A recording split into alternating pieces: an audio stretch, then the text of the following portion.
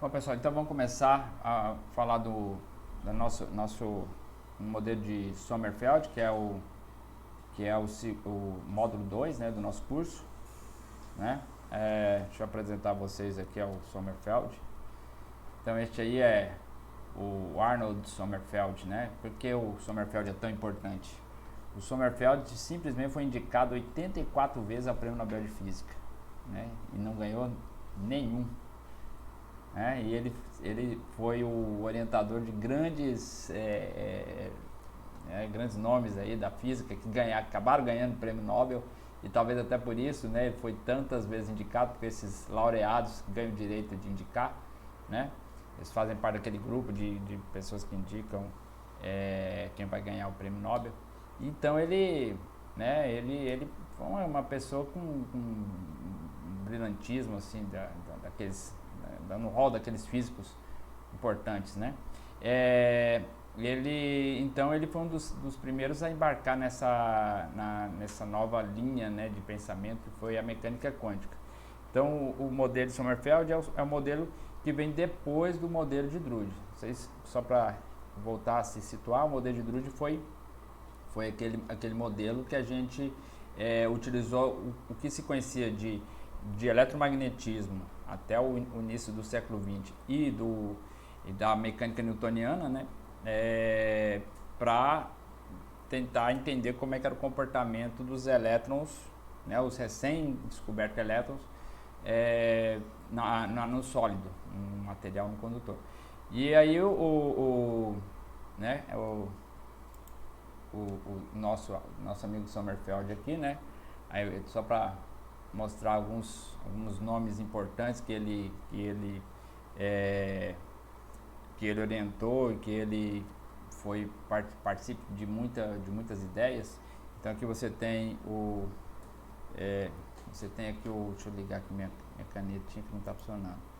Aqui você tem o Pauli, né, o Bethe, Debye, né, o Heisenberg. Então isso foi tudo aluno, né, tudo aluno de Sommerfeld. Sommerfeld é alemão, né, alemão, assim como o Heisenberg e tal. Então ele começa a criar em cima do modelo de Drude, em 1927, tá? Esse modelo redesenhado do modelo de Drude. Continua sendo um modelo de elétrons livres, tá? Continua sendo um modelo de elétrons livres no metal.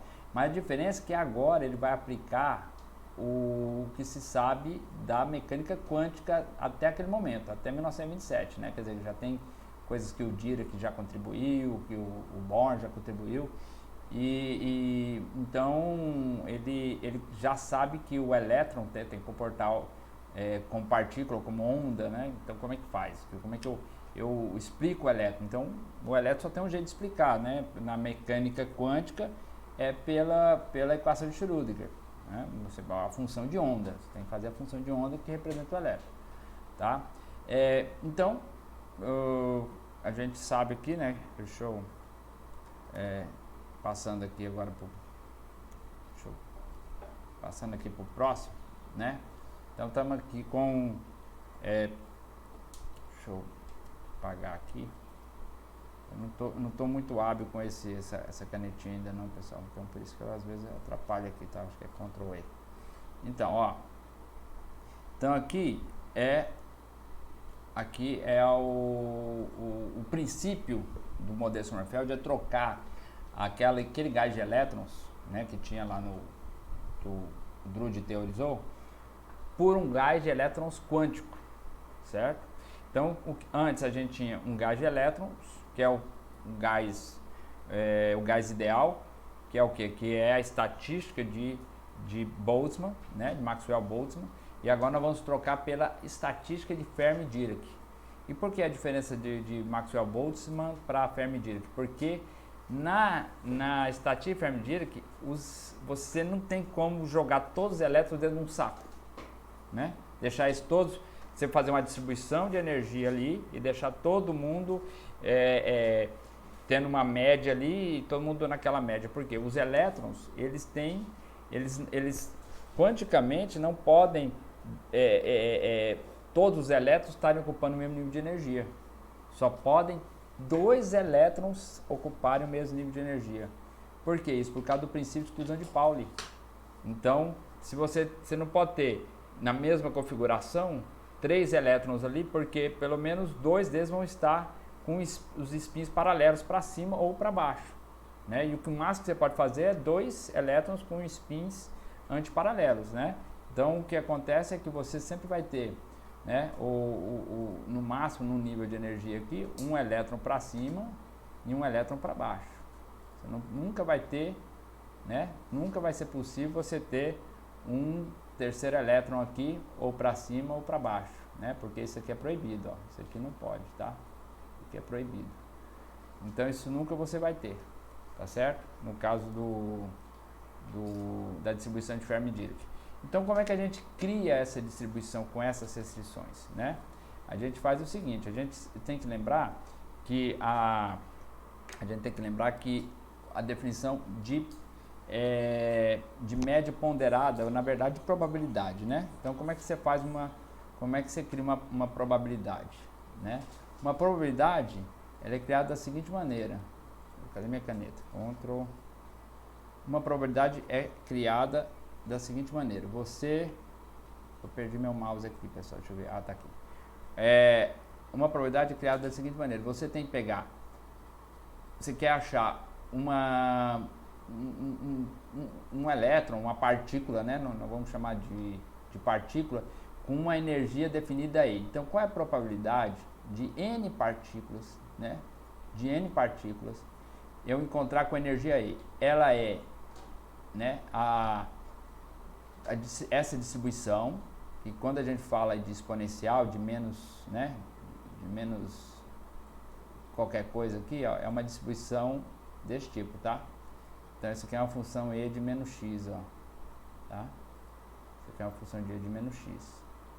Na verdade, é uma função E de menos x quadrado, para ser mais rigoroso, né? Então, se a gente pega esse aqui, E, ela é função da velocidade ao quadrado, né? 1/2 de mv quadrado, tá? Esse aqui, certo? Então, na verdade, isso aqui é uma gaussiana, né? É uma função gaussiana, e o centro dessa gaussiana é o valor mais provável, né? O valor esperado, tá certo? De todos esses valores que estão aqui, ó, tá? Então por isso que ela tem esse formato. Então tá, E é energia dividido por KBT, que é a energia térmica, tá certo? A energia do sistema lá dividida pela energia térmica, tá? Esse sistema pode estar com energia de várias fontes. Então isso aqui é a estatística termodinâmica, então por isso que a gente divide por KBT, tá certo? Bom, então você pega essa energia que você quer encontrar e divide pela somatória de todas as energias de todas as partículas, né, do sistema. Por isso que E de alfa n significa as energias a energia da partícula alfa, né, de N partículas do sistema. Então você vai somar todas essas contribuições, por isso que tem essa somatória, tá? Tá, mas aí a gente introduz, e aí por isso que vocês vão ter que saber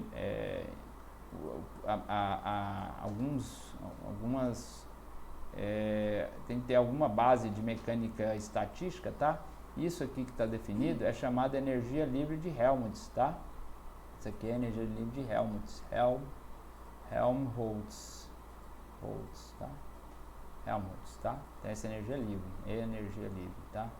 Então energia livre, é chamada energia livre, que é a energia que o sistema pode usar, tá? Energia livre, tá? Então a definição é a energia interna menos a temperatura vezes a entropia. Essa é a definição de energia livre de Helmholtz.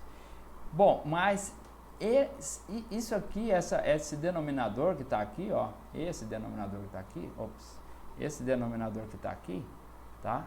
Esse denominador está aqui. Essa somatória pode ser também apenas a energia livre de Helmholtz, tá? A energia livre de Helmholtz, por quê? Porque a energia livre de Helmholtz é a energia total que o sistema tem disponível, tá? Energia total que tem disponível. Porque eu posso falar que eu posso trocar essa somatória por apenas uma função, né, em torno da energia livre?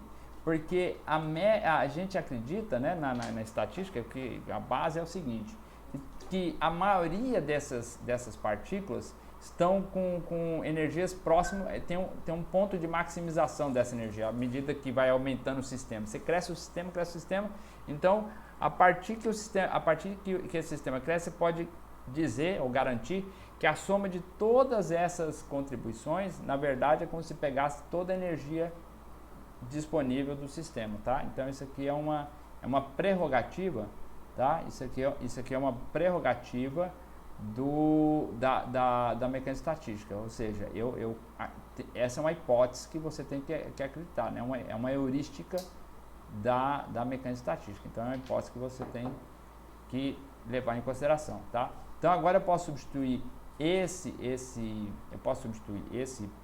PN aqui, ó, tá? Que é a probabilidade, tá? Eu posso substituir essa probabilidade aqui, ó, por isso aqui agora, ó. Eu posso substituir por isso aqui, ó, né? Por quê? Porque agora a parte de baixo ali, a parte que estava dividindo aqui, né? Essa parte aqui, ó, tá? Eu substituo por E de Fn de KBT. Então eu posso agora, como é uma fração aqui, né? Exponencial, base a mesma base, mantenho a base e os expoentes aqui no caso da divisão subtrai, né? Tá aqui, tá certo? Então, ok. Então, isso aqui tá tranquilo. Bom, a gente então pode agora, deixa eu ver aqui. Então, a gente agora pode fazer algumas considerações. Nós queremos achar, né, fazer a distribuição. O que é uma função de distribuição? É a somatória de todas as possibilidades, tá? A somatória de todas as possibilidades, tá aqui, ó, né? A somatória de todas as possibilidades, todas as probabilidades, né, melhor dizendo, da energia de cada partícula no estado, né, no estado alfa, tá? No estado alfa de n partículas. Então por isso tem esse n aqui, tá? Então cada alfa é um estado de energia, tá certo? Nota que não é mais um gás, não tem esses níveis de energia têm que ser corretamente preenchidos, tá?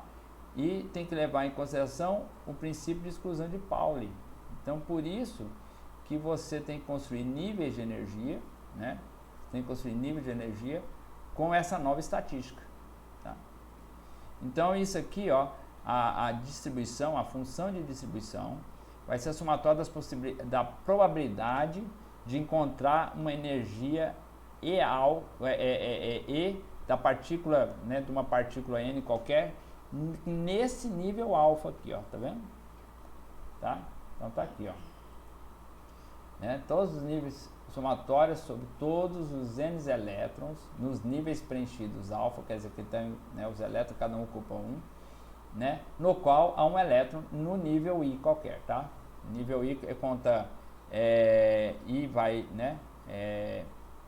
Você coloca que são alfa níveis, né? Então você tem a somatória de alfa indo de, né? Alfa indo de 1 até o nível máximo que está preenchido, tá? Muito bem. Bom, eu também posso dizer que essa mesma probabilidade é igual a de não achar o elétron, tá? Um elétron com essa energia no nível gama, que seria o nível vazio, tá? É a mesma coisa, quer dizer, eu achar no nível preenchido alfa é a mesma coisa de eu não achar no nível não preenchido gama, tá certo? Por isso tem esse menos 1. Por quê? Porque nós temos que construir esses níveis vazios, tá? Nós temos que construir esses níveis vazios. Então, é isso que a gente vai fazer. Não podia ser só encher os níveis, porque no estado fundamental tudo bem, você vai enchendo, vai começando a colocar os elétrons a partir do nível de menor energia e vai colocando. Mas quando você aumenta a temperatura, você não pode dizer que esses níveis vão ser populados, né, de maneira uniforme, tá certo? Então eu tenho que construir uma distribuição que respeita também esses níveis vazios, tá? Então, por isso que agora a gente pode dizer o seguinte, aqui, né, a gente pode dizer, então, que F, né, a distribuição, né, vai ser 1 menos a somatória de Pn de E de alfa, N mais 1, menos EI. Mas da onde vem isso aqui? Né? Isso aqui que é o pulo do gato. Essa aqui é a construção do nível vazio, tá? Que eu vou mostrar para vocês agora aqui, ó. Isso aqui é a construção do nível vazio, tá? Aqui. Aí, essa aqui é a construção do nível vazio, tá certo? Então, como se constrói esse nível vazio? Você pega isso, a mesma coisa que estava sendo mostrado lá, né? Mesma coisa que estava sendo mostrado aqui, né? Vamos ver aqui, ó. Vocês estão vendo aqui, né? Então a mesma coisa que estava sendo mostrado aqui, tá? É exatamente essa a parte da somatória dos N elétrons dos níveis vazios, tá? Aqui, tá certo? Então vamos lá, tá? Bom, então agora a gente tem o seguinte, ó. Cadê? Tá, então aqui tem o nível, os níveis ocupados. Eu posso construir um nível agora não ocupado aqui, tá vendo? Como é que construir um nível não ocupado? Eu acrescento um estado alfa a mais, tá? Um estado alfa a mais. E agora eu tenho um estado vazio, que essa energia que ele deixou aqui é EI. Por isso que eu subtraio de EI, ó, tá vendo? Então isso aqui é a mesma coisa de somatório de Pn, né, de E de gama N. É a mesma coisa, tá? Então isso aqui é 1 menos. Então E de gama N, na verdade, é E de alfa N mais 1, esse estado a mais, né, menos essa energia. Eu não alterei nada do sistema porque eu acrescentei um nível a mais e tirei aquela energia que ia ser acrescentada, tá certo? Então, eu só mudei o arranjo do meu sistema. Vocês sabem muito bem que degenerescência é justamente isso. Você tem o mesmo nível de energia, você tem o mesmo valor de energia, mas você tem a configuração diferente. Então, aqui eu criei uma degenerescência, vamos dizer assim, tá certo? Então, isso aqui é uma degenerescência. Então, agora, como é que eu vou, né, construir isso aqui, né? Vocês sabem que Pn, lembrando lá atrás, Pn, né, de E de alfa N, né, é igual a E de menos E de alfa N menos Fn, né, a energia livre de Helmholtz, tá? Tá lá atrás. Só que agora eu estou fazendo o que? Eu estou fazendo E de alfa N menos EI. Então eu tenho que construir assim, ó. Eu substituo onde estava alfa N por E de alfa N mais 1 menos EI.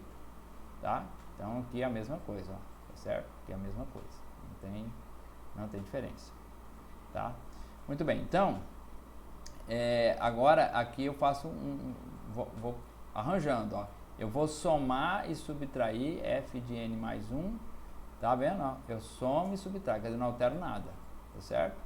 Então agora, o que vai acontecer? Eu vou ter, né, vou rearranjar aqui, eu vou ter esse menos, multiplica aqui, né, passa multiplicando, vou ter então E de EI mais Fn, menos Fn mais 1, dividido com KBT, né, e eu rearranjo o resto, fica E de menos E alfa de N mais 1, menos F de N mais 1, KBT.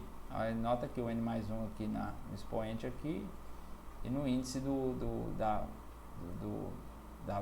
energia livre, tá certo? Muito bem. Então, então agora a gente pode fazer o seguinte, né? A gente agora continuando o arranjo que nós fizemos, né? Nós fizemos o arranjo aqui, tal.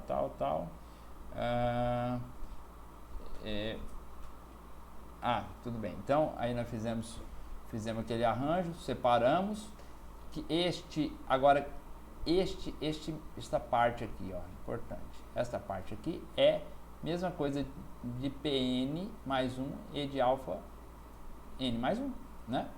Porque é só uma mudança de índice, ó. Se P de N de alfa N era igual a E de menos E de alfa N menos Fn por KBT, certo?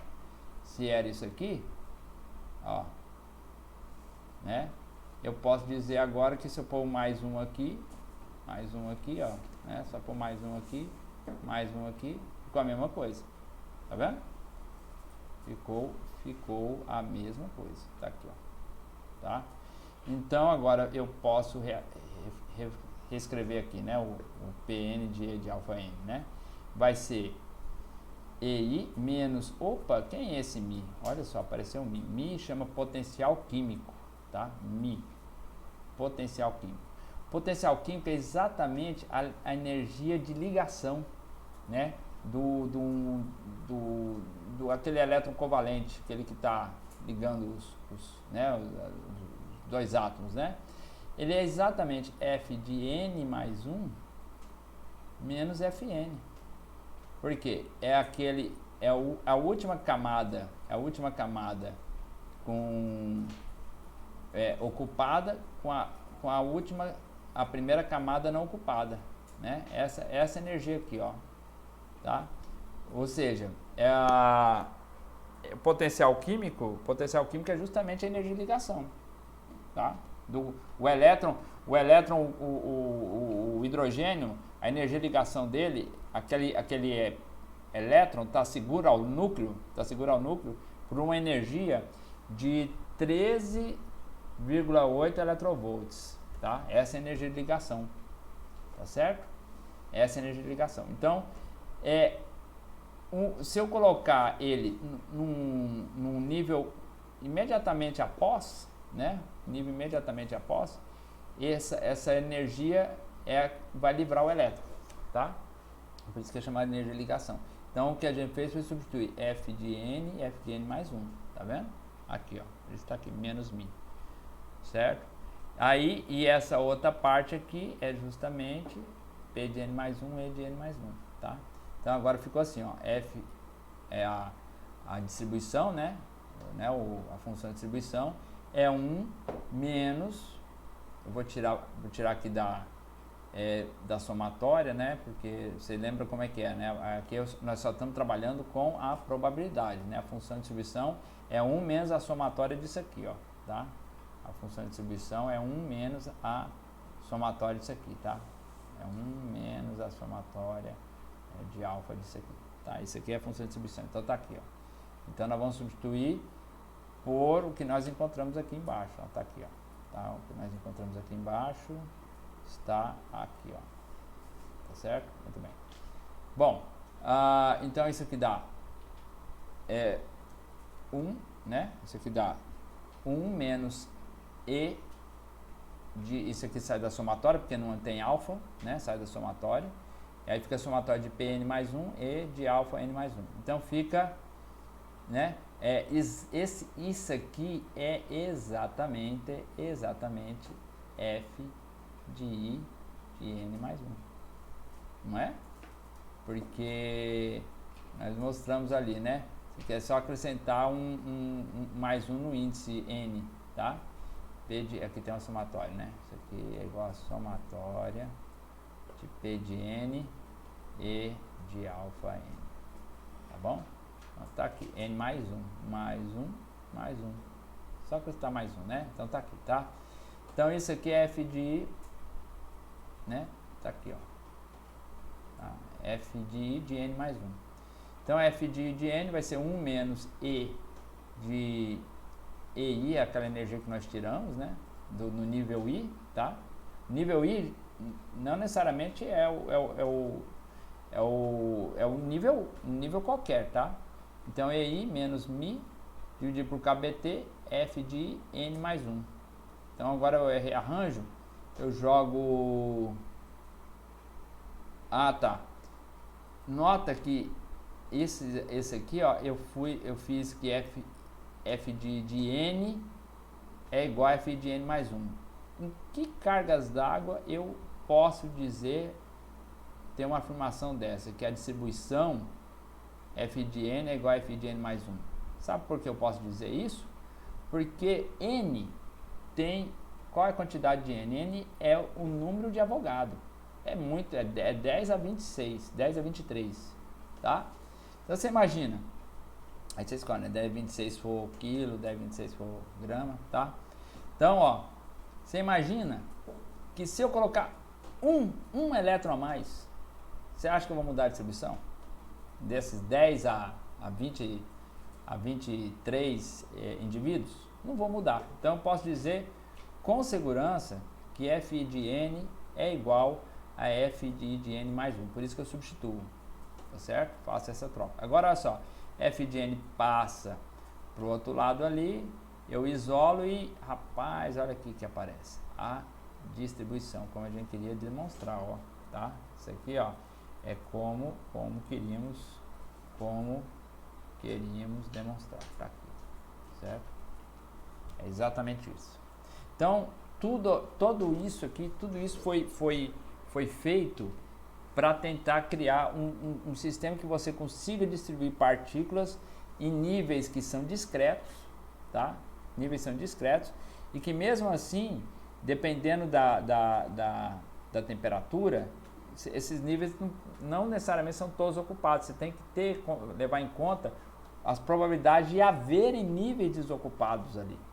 Isso é importante, isso é fantástico. Essa construção é a base de tudo que a gente vai trabalhar daqui para frente.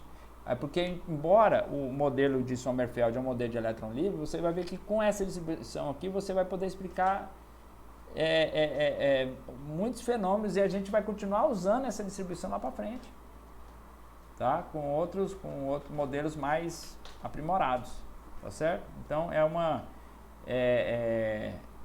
essa aqui é basilar, é fundamental, tá? A gente entender como é que se chega, como é que se constrói essa distribuição, certo? Bom, então agora, vamos lá. Estou com um problema desse cursor, não enxergo aqui direito. Vamos pegar aqui agora. Tá. Agora, vamos lá. Como é que é a propriedade do gás de elétrons, né, no estado fundamental? Nós falamos da distribuição. Bom, como eu tinha falado antes, o Sommerfeld, ele introduz, né, a questão de considerar o elétron como uma função de onda, né? E quem rege uma função de onda, é a equação, né, tá aqui, ó, essa aqui, ó, é a equação de Schrödinger, né?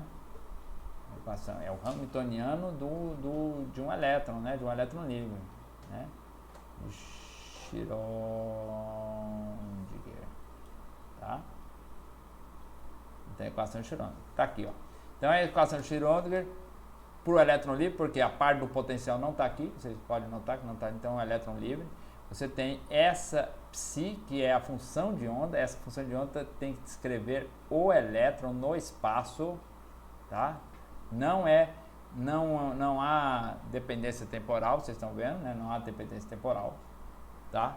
Então aqui significa que esse elétron é um elétron ele é um elétron conservado, né? Um elétron conservado. E por ser um elétron conservado, né? Ele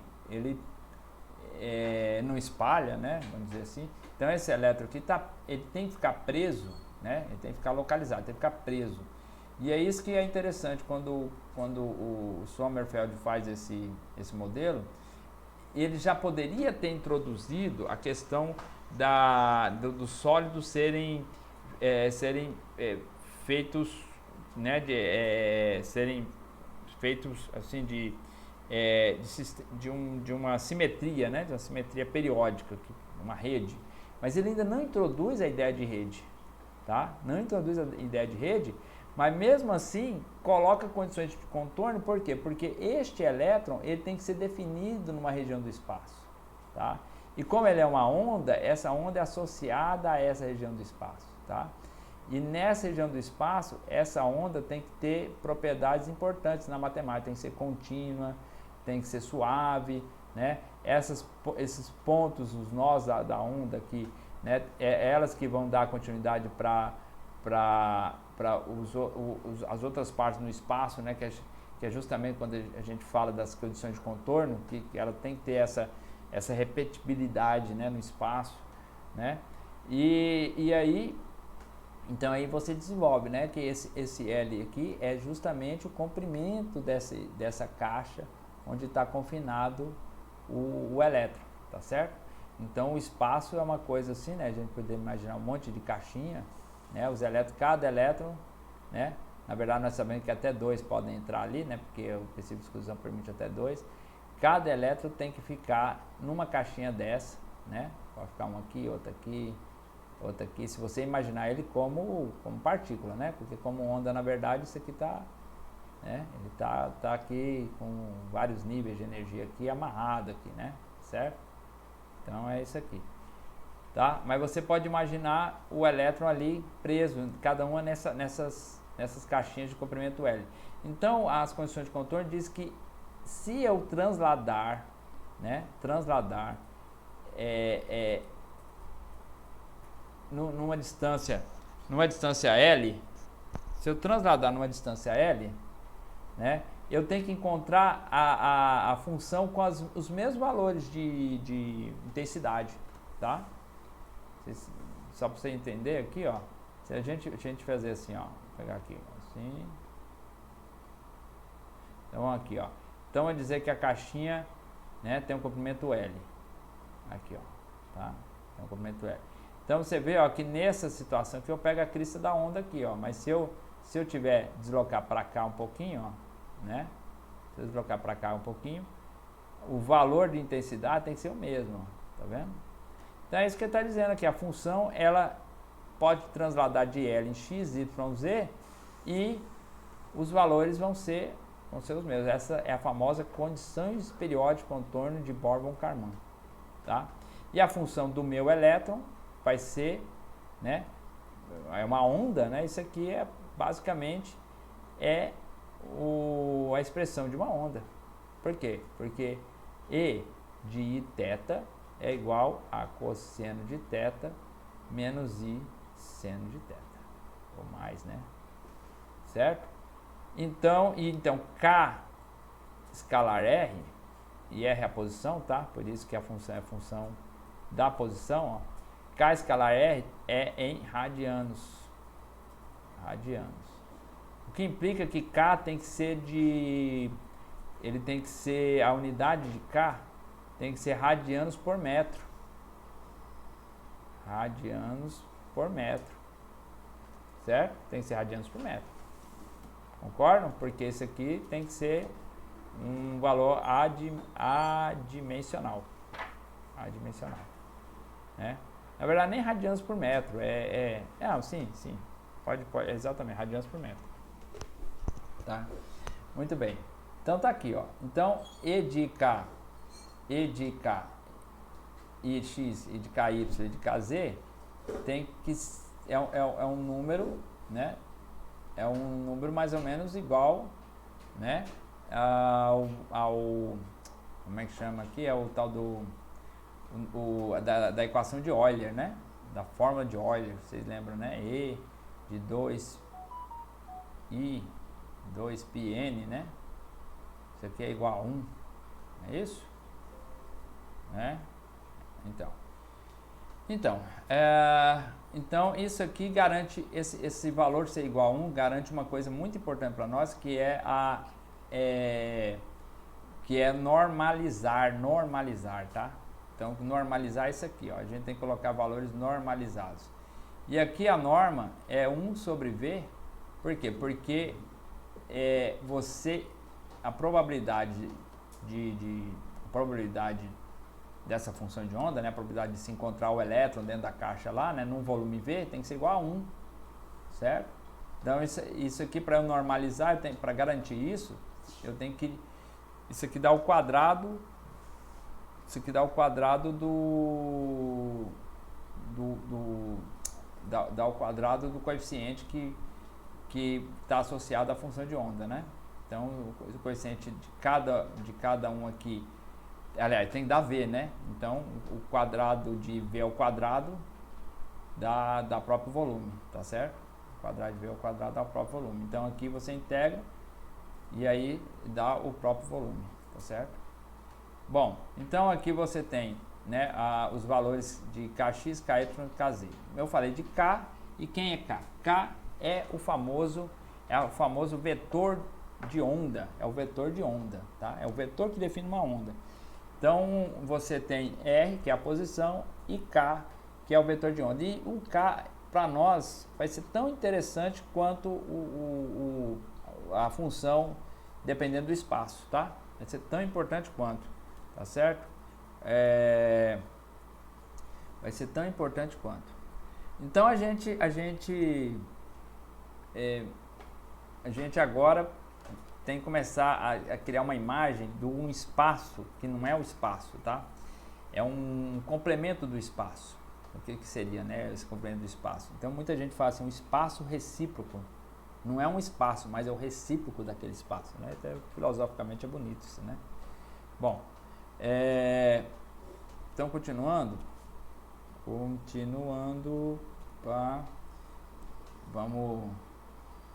então estamos aqui, ó. Então agora nós temos, né, a função de onda, né? E temos a equação de Schrödinger. A gente joga isso tudo um em cima do outro, né? E nós vamos encontrar que aqui a gente faz a integral a derivada espacial, né? Que aqui o Laplaciano disso, na verdade, né? Vai dar a derivada duas vezes dessa expoente, então ele cai aqui, tá certo? Então vamos lá, né? Cadê o... tá aqui, ó. Então a derivada duas vezes isso aqui vai dar IK vezes IK dá menos K ao quadrado, tá aqui, tá? Esse corta com este, certo? Corta com esse.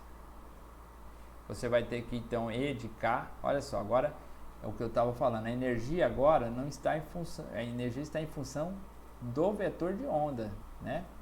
Do vetor de onda, do K, tá?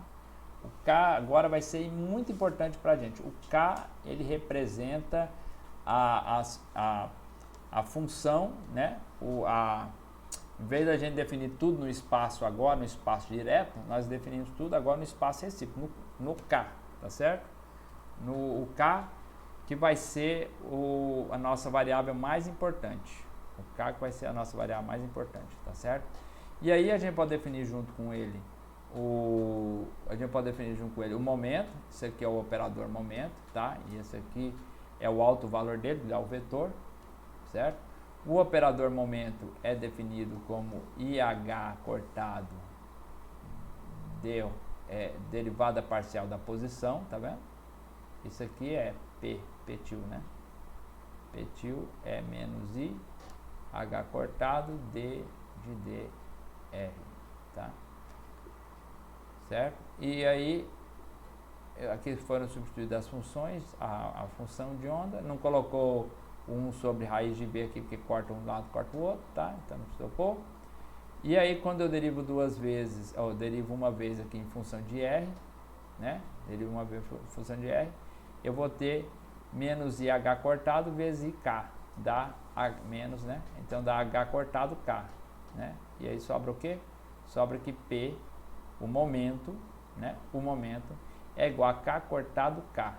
Isso aqui é de Broglie. Isso aqui é de Broglie, tá? Broglie, isso é de Broglie, certo? Porque o K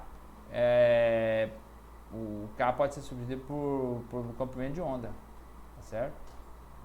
O vetor K pode ser distribuído pelo comprimento de onda, que seria o lambda, tá certo? Então fica, como P é mv, eu também posso representar V em função de K. Isso aqui é V, a velocidade do elétron em função do vetor de onda, H cortado K sobre M, tá aí, né? Ok? Muito bem. Bom, então, né? Vendo a figurinha aí, muito bonita essa figura, tá? Esta figura aqui é importante porque esse é o primeiro contato que vocês têm com o espaço recíproco, certo? Este é o espaço recíproco, olha que legal. Por que o espaço recíproco? Tá vendo aqui que aqui é no plano, tá? Então, o espaço recíproco em 2D, eu tenho Kx e Ky. Isso aqui não são dimensões, né, de comprimento. Isso aqui é o recíproco do comprimento, é 1 sobre o comprimento. Olha que interessante. E aqui, ó, são isso aqui é a área do espaço recíproco. Isso aqui é uma área do espaço recíproco, né? Então, a área do espaço recíproco seria igual a 2π sobre L ao quadrado. Por que 2π sobre L ao quadrado? Porque essa distância aqui é 2π sobre L. Porque vocês lembram que Kx, né, tem que ser Kx tem que ser 2π, né, 2πn, 2πn, deixa eu lembrar, 2πn e isso aqui não é Kx, deixa eu pegar aqui, esse na verdade é Kx, né, é igual a 2π ni, só que o x para mim é L, né, esse i corta com esse i, então vai ficar K, porque x, y, z o valor é L, tá, isso aqui é um cubo uniforme, então vai dar 2πn, então eu vou ter que Kx, e esse n aqui na verdade para quando eu estou fazendo L, o x é 1, tá? O n, né? O n, porque o n é um número inteiro positivo, tá? Então Kx é igual a 2π sobre L, tá? Então essa aqui é a dimensão para n igual a 1. Se for n igual a 2, aí é 4π sobre L, aí vai, tá?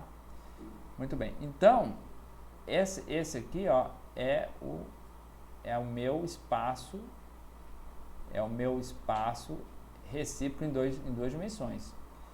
Bom, então o número de pontos, o número desses pontos aqui, ó, tá? O número de pontos que tem no espaço recíproco vai ser o volume total do espaço recíproco, tá? Dividido pelo volume unitário. Isso aqui é volume unitário. Vocês concordam que se você pegar um volume gigantesco de uma coisa e dividir pelo volume unitário daquela coisa, o valor n é a quantidade daquele volume unitário, aquele volume unitário que está ocupando o volume completo ali, né? Então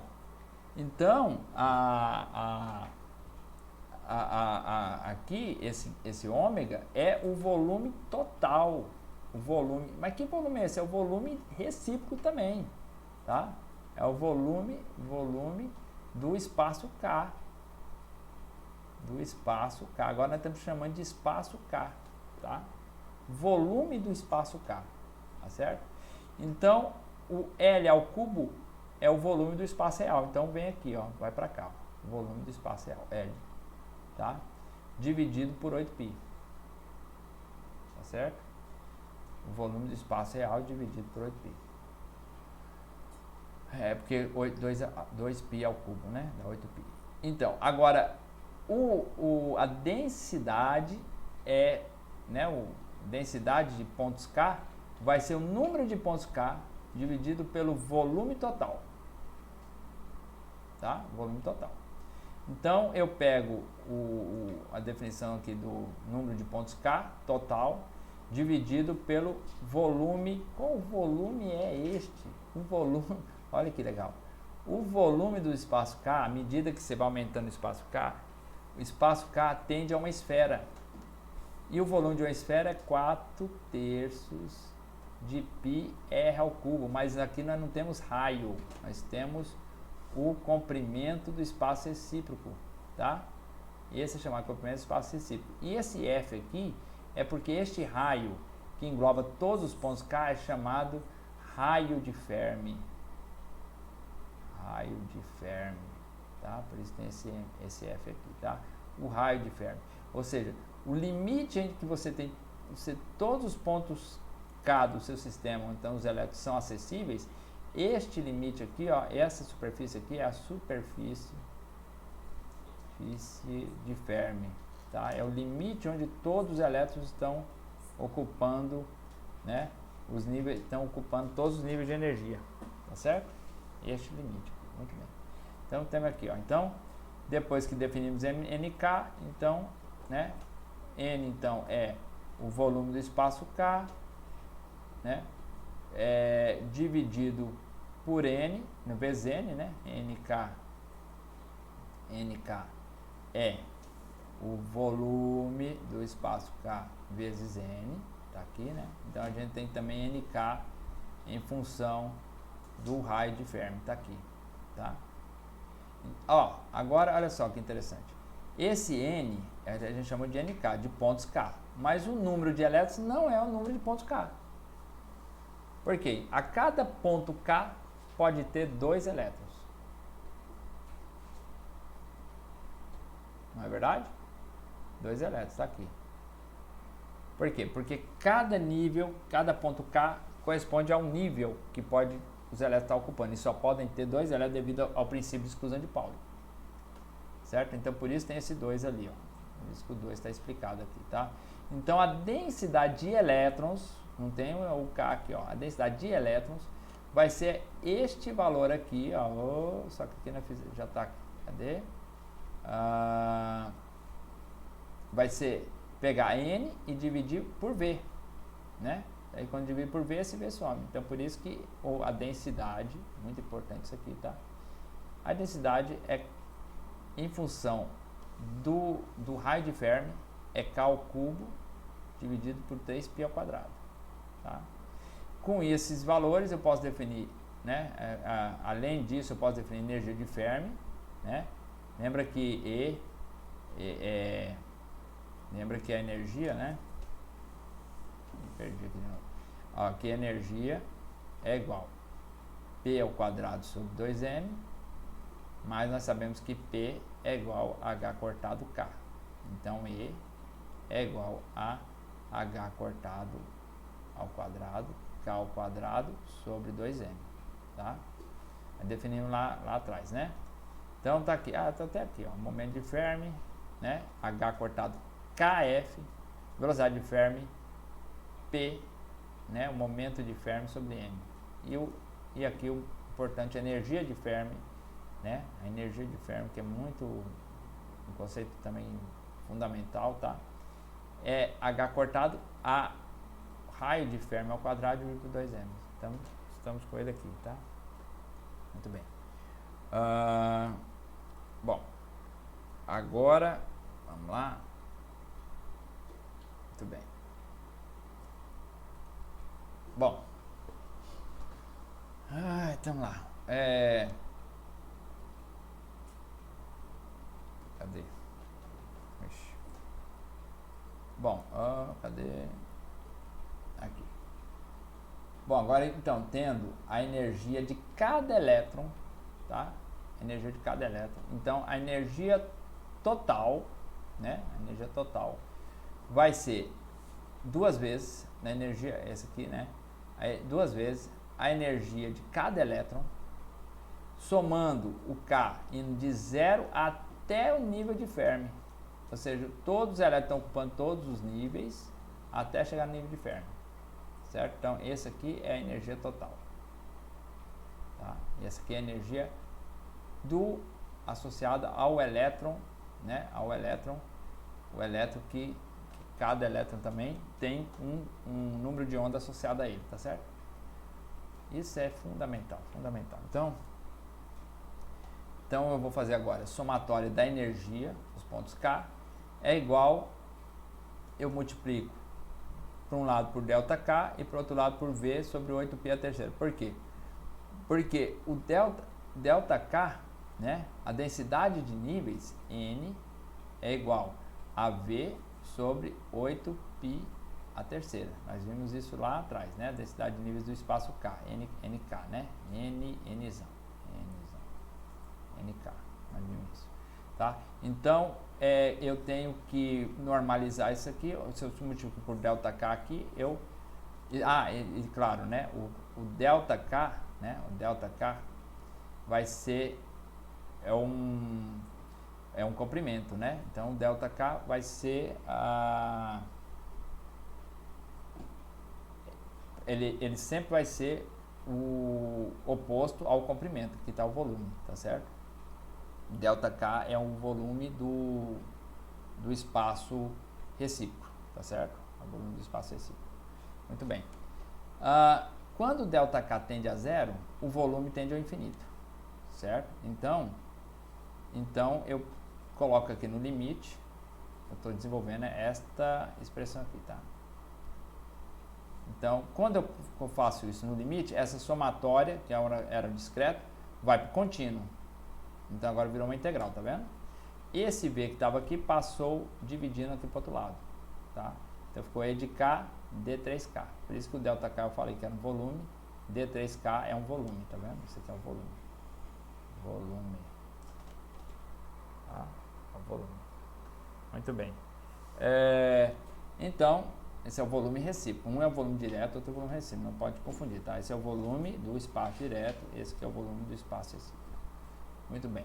Então, no limite que V tende a infinito, né?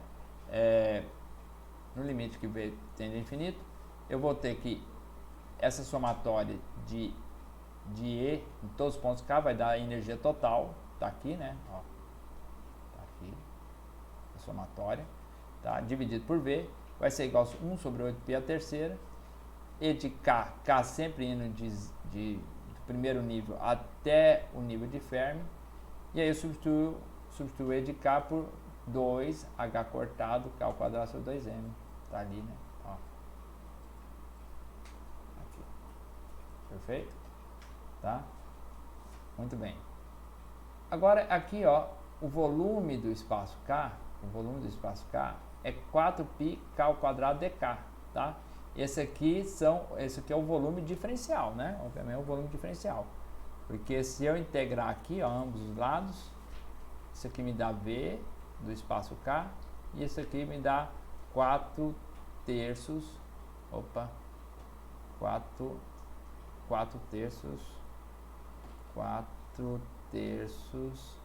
de πr ao cubo. Ou no caso aqui, K ao cubo. Não é verdade? Né? Muito bem. Opa. Então, vamos apagar aqui. Ok. Bom, então aqui eu substituo esse D3K, que era um vetor, né? Era tão complicado fazer. Substituir por uma coisa mais fácil de resolver, tá? Essa substituição aqui. Considerando que esse volume, na verdade, tende a uma esfera, né? Como a gente mostrou. E agora é só resolver, a gente faz a integral, resolve, tá? E nós vamos encontrar que, né, a energia, né? A energia por partícula, né, é 3/5 de EF. Por que EF apareceu aqui? Porque EF é H cortado, K ao quadrado sobre 2M. Quando isso é 2M aqui eu boto 5, certo? Então fica assim. E a temperatura é E de F, né? A temperatura de Fermi é TF vezes TF vezes. Aqui não ficou legal, pera aí. Vou apagar aqui. A gente gosta de pôr as variáveis todas na ordem, né? E a ordem é o seguinte: KBTF, né? KBTF, tá certo? Então, isolo TF, eu vou ter que TF vai ser da ordem de 10K, tá? Eu vou deixar como exercício para vocês mostrar que é da ordem de 10K, tá certo? KB é a constante de Boltzmann, né? Constante de Boltzmann. E o EF, né? No nosso roteiro, ele tem definido lá em função de RE sobre A0, tá? Tem a definição dele nesse ponto, tá certo? Muito bem, né? Muito bem, então agora estamos aqui, vamos Vamos agora pro Ctrl Alt G aqui, que é a questão da como é que essa pressão de acordo com o modelo Sommerfeld se dá, né, no metal, né? Então como é que a gente define isso? Pegando um termo que chama módulo de Boole, né, que é um módulo de compressibilidade, tá certo? Então o módulo de compressibilidade a gente começa lá com os parâmetros termodinâmicos, tá? Então aqui tem a definição de pressão. Pressão, né, é a variação da energia pelo volume, tá? Ao número de partículas constantes.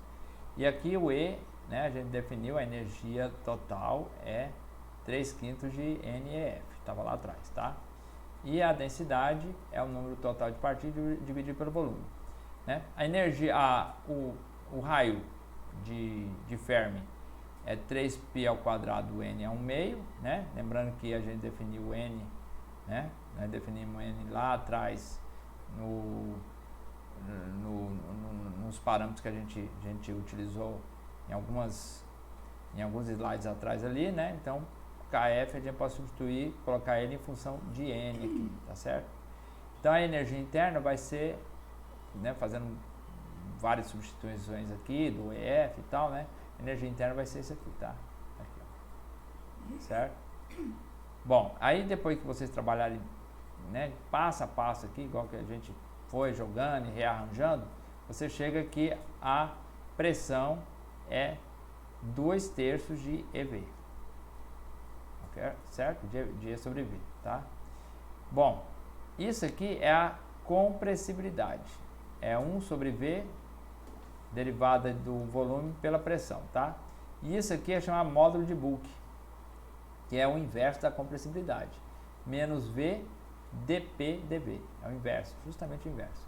Então agora a gente tem que a pressão, colocar aí que a pressão, né, naqueles termos, então vai ficar 3N a 5 meios, né, dividido por 10, tá? H cortado ao quadrado, π é 4/3, né, fazendo todo aquele trabalho que a gente fez aqui atrás, aqui, ó, tá? V a menos 2/3, V a menos 1. Tudo isso aqui para a gente rearranjar, tá? A gente faz um rearranjo aqui e aí a gente vai encontrar que a derivada de P em relação a V é a mesma coisa de 5/3 de PV. Mesma coisa de 5/3 de PV, tá certo? E o módulo de Boole, então, é 10 sobre 9 EV, tá? Ou 2/3 de NEF, como estava aqui, ó. Deixa eu ver. Aqui, ó, nós temos aqui, ó, tá? Bem aqui, tá? Muito bem, então a gente substitui lá e chega nessa, substitui o E aqui e chega a esse valor, tá certo? O N é Nzão sobre V. Então, nós chegamos a essa conclusão, que a variação da pressão em relação ao volume é 2/3 de EF. Então, quando a gente substitui o EF, né? Onde é que está aqui? Então, quando a gente substitui, cadê B? Vai ser igual, então, a V, né? V que multiplica 2/3 de NEF, que isso vai ser igual a V vezes N, dá V vezes N dá Nzão, tá? Então, isso aqui é Nzão, 2/3 de EF.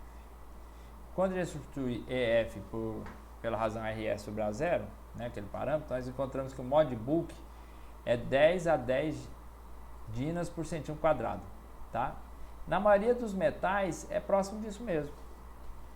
Mas, veja bem, olha a conclusão que nós estamos chegando. Nós estamos dizendo que o modelo de Sommerfeld conseguiu explicar, né, encontrar valores razoáveis teoricamente, para o módulo de Boole de uma parte dos metais, tá? Isso aqui também eu vou pedir para vocês, isso aqui, ó, eu vou pedir para vocês também encontrar, tá? Lá na lista de exercício. E aí eu estou dizendo que a pressão de um gás de elétrons é completamente responsável pelo valor da compressão, da dureza, né, da elasticidade de um material. Olha só, não estou levando em consideração a energia, a repulsão eletrostática aqui, o campo eletromagnético, né? Ou a repulsão eletromagnética entre o núcleo, os elétrons com os elétrons, né? O núcleo. Então, isso aqui é um absurdo, né? Isso aqui é um absurdo. Embora eu tenha chegado a um valor, um valor que bate, né? Com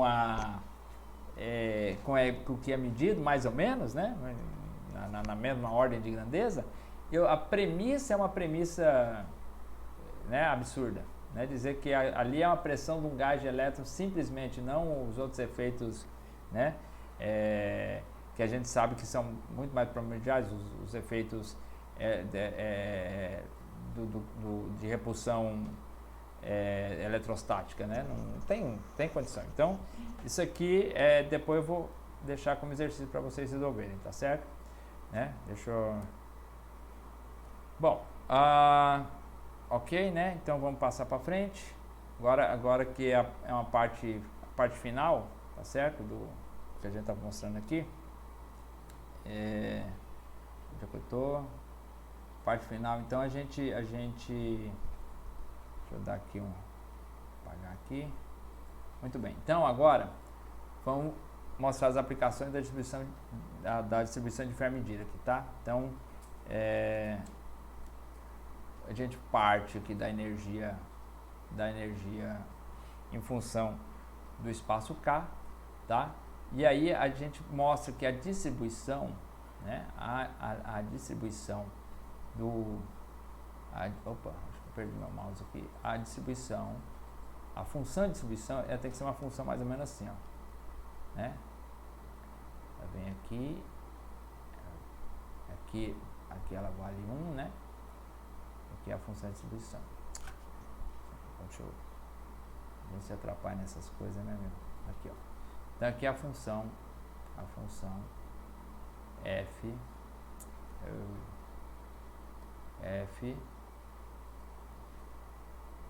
estou me atrapalhando nesse negocinho aqui, moçada, mas vamos lá, tá? Essa aqui é a função f de i, tá certo? Função do E, tá? Vou colocar aqui é I. Aqui nesse ponto aqui é o potencial químico, ó.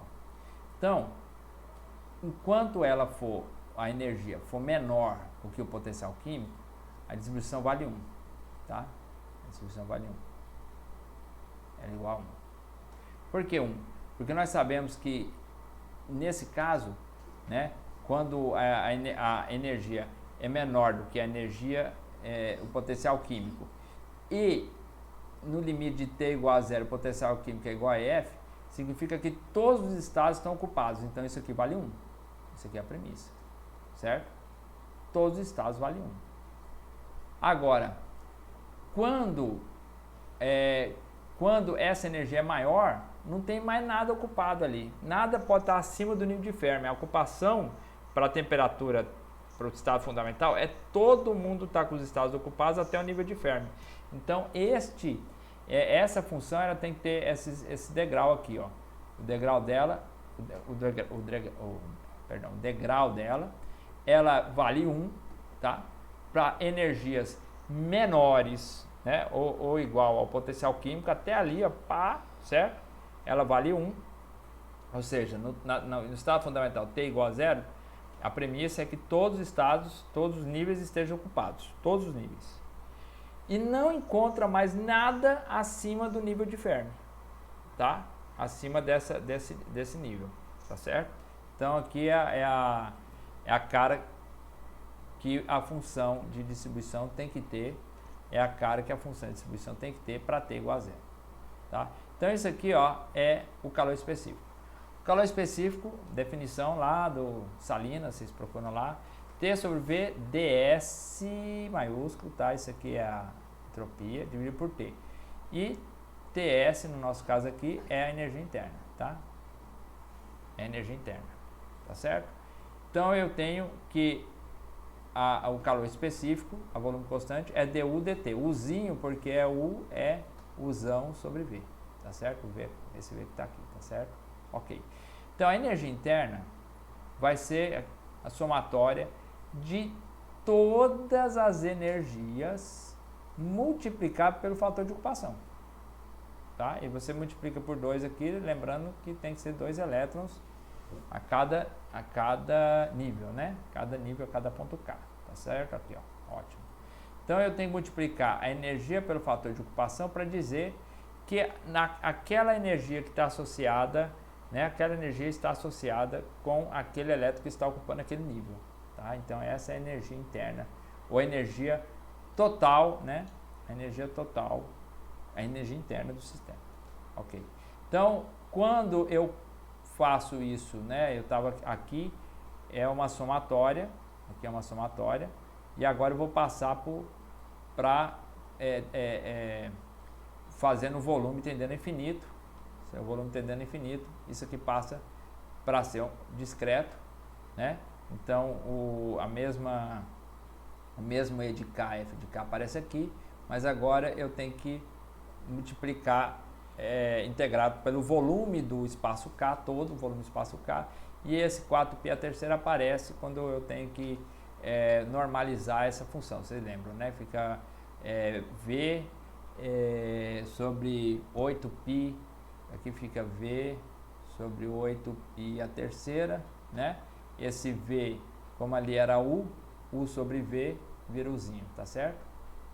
Tá? O V passa dividindo, o fica Uzinho. E o 8π tem o 2 ali, fica 4π a terceira, tá? O N, né? É aqui é interessante, porque o que é a densidade? É você pegar, somar todo o fator de ocupação, né? Se eu achar aqui tem elétron, aqui não tem elétron, aqui tem elétron, aqui não tem elétron, e somar tudo, eu tenho a densidade, tá? Eu tenho a densidade de elétrons, perfeito? Então o N, a definição de N é isso aqui, ó, tá? Na verdade isso aqui é Nzão, tá? Aí vira Nzinho porque o volume aqui é a mesma coisa daqui, né? Mesma situação, tá certo? Né? Isso aqui é a normalização da função. Olha, eu vou substituir f de E, só para eu substituir o fzinho de E por fzão, onde f de E de K é igual a E de K f de E de K, tá? Isso aqui, ó, aqui em cima, tá? Porque aí as funções ficam iguais a princípio, né? Eu resolvo essa aqui, ó, tá? Vou resolver essa aqui. E aí vai ficar, ó, nota que eu incorporei o E de K aqui nessa função. O f já era função de E de K, tá certo? Então o fzão é como se fosse esse termo aqui. Deixa eu deixar melhor aqui para vocês. Então fica, né? Fica f de E de K E de K é igual a E de K F de E de K, tá bom? Aí, muito bem. E aí eu fica mais direto resolver isso aqui, tá? Então aqui, nota que o D3K, eu fiz aquela mesma história de chamar de D3K de 4π K ao quadrado dK, certo? K ao quadrado dK, aparece esse termo, né? Aí eu chamei isso aqui de G de E. Por que G de E? Porque aí eu tiro esses parâmetros fora, tá? K ao quadrado, o π ao quadrado, tá? E aí quem é G de E? Aqui é G de E dE, né? Então G de E dE é a energia interna, tá?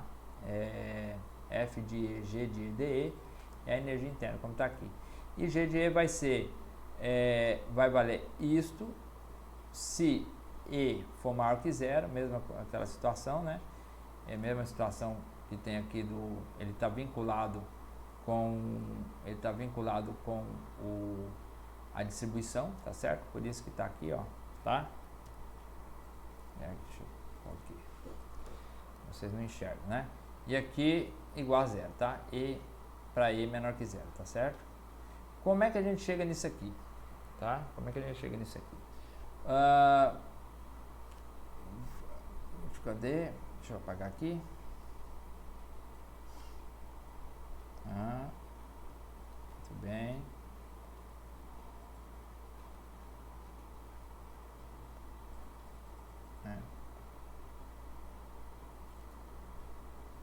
Bom, então vamos lá. Nós temos a definição que é a energia de Fermi, né, da densidade em função da energia do raio de Fermi. Então, isolo KF, né, usando esse termo aqui, tá certo? Aqui, muito bem, aqui ó, né, isolo KF, tem aqui o N, tá, o isolo KF, né? O EF, então, substituindo, vira isso aqui. Então, G, já tinha lá o valor de G, né?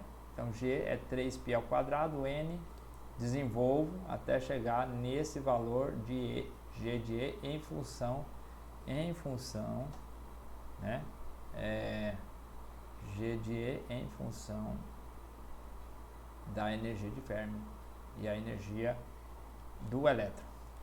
Bom, a energia do elétron. E aí, para achar o G de EF é só substituir E por EF. Isso aqui vai dar 1, certo? Vamos lá.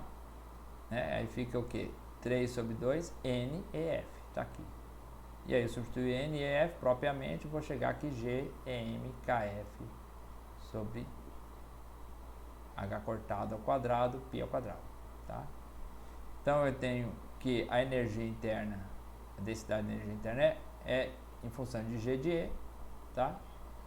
E da densidade eletrônica em função de G. Tá? Por quê? O Fzão ali, né, o F de E, né, é G de E, F de E para N, né, e F de E para U. Ok? Bom, então agora estou onde? Estou Ctrl Alt G, limpamos aqui, tá? Agora a gente vai introduzir esse H de E. O que é H de E? H de E é simplesmente você multiplica por GE vezes a energia do elétron, quando for U, e ele é simplesmente E para N, tá bom? Aí isso aqui vai facilitar resolver uma integral chamada integral de Sommerfeld, tá? Aliás, expansão de Sommerfeld. Então vai facilitar resolver isso aqui, certo? Bom, aquela distribuição como eu mostrei para vocês, ó, lembra lá? Tá lá, ó, né? Tá aqui, ó. Ela vale 1 aqui, ó, né? Até U, né? A energia até U, e vale 0 para cima de U, tá? Agora, quando a temperatura é diferente de 0, isso aqui, ó, ele expande, né? Expande em torno de U, ou de Mi, né? Perdão. Expande em torno de Mi. Então agora tem que fazer uma expansão especial para resolver essa parada aqui. Quem inventou essa expansão foi o brilhante Sommerfeld. Então aqui ele desenvolve essa função, que também é um trabalho que eu vou dar para vocês, tá? Não vou resolver aqui, vocês vão ter esse trabalho, tá? E aqui vocês expandem essa função e tal, e vai desenvolvendo até que vocês chegam nessa definição aqui da energia interna, tá? A definição da energia interna aqui, ó, tá? A energia interna em função de EF, tá? E em função da temperatura, certo? Isso aqui é importantíssimo porque você consegue resolver. Isso aqui não é energia interna, não, perdão, é potencial químico, né? Você encontra o potencial químico dependendo da energia de Fermi e da temperatura, e aí resolve aquele patamarzinho para quando a temperatura varia, né? quando a temperatura varia. Tá? Você consegue resolver a função para essa parte aqui. Ó. Isso é importante. Tá? Porque aqui você vai explicar, por exemplo, como é que o calor específico de alguns materiais se comporta para a temperatura do estado fundamental, por exemplo. Né? Porque lá no modelo de Drude, né? O calor específico tinha que ser zero porque os objetos, né? No modelo clássico, para ter igual a zero, nada se move. Né? Velocidade vai a zero, tudo vai a zero, certo? Então aqui não, aqui a gente vai ver que quando t é igual a zero, ó, que é zero, que dá 1, a energia de Fermi é igual ao potencial químico, tá certo? Tá? E aí a energia interna agora aqui, ó, pode substituir, né? Vai ser dado por essa expressão, tá? Lembrando que o zero é essa integral, tá? É a energia interna, é um parâmetro inicial só, tá? Parâmetro inicial. Muito bem. A gente vai ter então aqui o calor específico. A gente vai ter então aqui o calor específico, tá? O calor específico então vai ser linear com a temperatura. Essa é uma das grandes sacadas que o modelo de Sommerfeld encontrou aqui para o calor específico, tá, pessoal? Tá aqui, ó, né? E aqui aqui você vê que ele é diretamente proporcional à temperatura. E agora aqui a velocidade, né, para você chegar na distribuição de velocidade, essa distribuição de velocidade aqui, ó, você parte dessa expressão que é a função de distribuição das velocidades, né? É a mesma coisa que é equivalente à função de distribuição da energia, né? Da energia no sistema. Você multiplica pelo volume aqui e divide pelo volume por outro lado. Lembrando que aqui era pode ser 8π, mas tem que fazer um fator de contágio igual a 2, tá certo? Né? Então agora eu posso, sabendo que energia, a gente está usando essa definição aqui, ó, né? E V é isso. Então dk é a derivada de dkm sobre h cortar a terceira dv. Se vocês substituírem e fizer, né, toda essa a integral de ambos os lados, a integral de ambos os lados, vocês vão chegar nessa expressão aqui, tá? Lembrando que eu tenho que transformar, para conseguir simplificar essas duas integrais, eu tenho que transformar esse d3k em dv, tá? E a que faz eu possibilitar essa transformação é justamente